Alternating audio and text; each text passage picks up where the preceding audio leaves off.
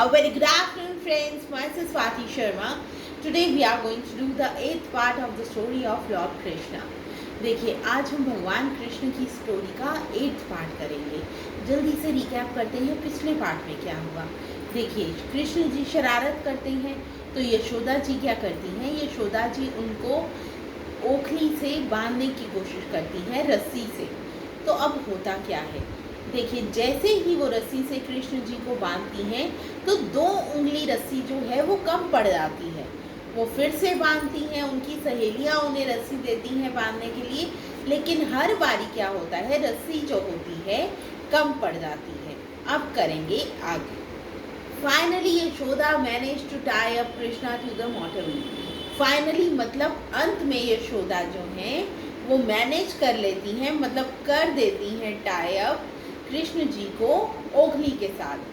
This is how he got the name of Damodar.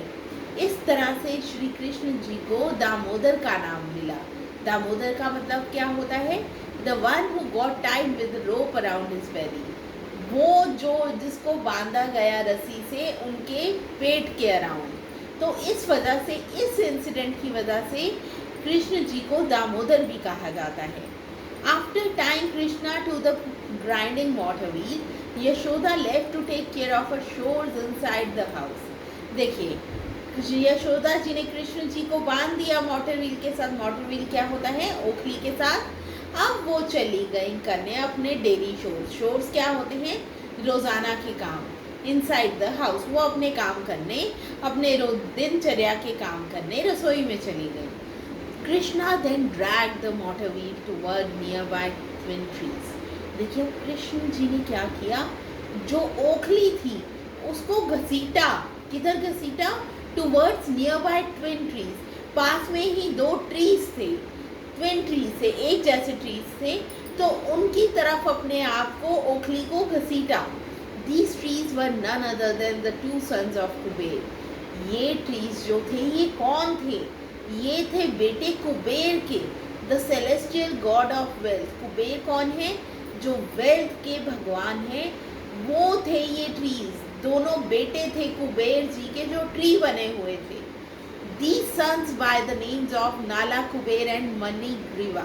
देखिए, इनके नाम क्या थे दोनों की, Nala Kubera and Manigriva. Had been previously cursed by Narad ji for displaying inappropriate behavior. देखिए, अब हुआ क्या था, वो पेड़ कैसे बने, उनको कर्स मिला था. कर्स क्या होता है, कर्स होता है उन्हें श्राप मिला था. किसने दिया था, नारद जी ने दिया था.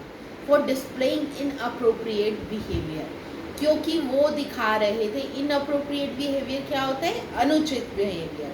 डिस्प्ले करना क्या होता है, दिखाना. तो इस वजह से, उनके अनुचित बिहेवियर की वजह से नारद जी ने उन्हें श्राप दे दिया. However, Narad जी's curse was a blessing in disguise. लेकिन नारद जी का जो ये कर्स था ये तो ब्लेसिंग थी. देखिए, उसके मुसीबत के भेस में अच्छाई थी. Where they would be relieved of the curse when liberated by the Lord himself.